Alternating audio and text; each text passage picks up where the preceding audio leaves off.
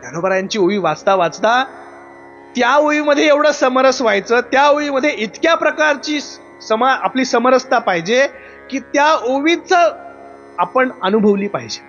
नामदेवरायांचं किती गोड प्रमाणे, एक तरी ओवी अनुभवावी.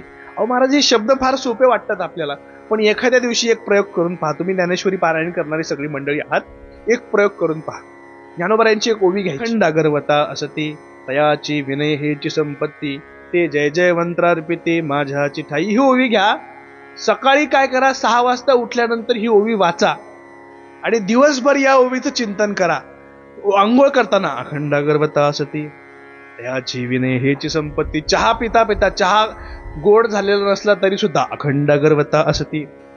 मंडळींनी चहा समोर दिला आणि गोड झालेला नसला, काही नाही, अखंड अगरवता असती तयाची विनय हेची संपत्ती, ते जय जय मंत्रार्पिते माझ्याची. अखंड अगरवता असती ज्ञानोबरायांनी सांगितलंय.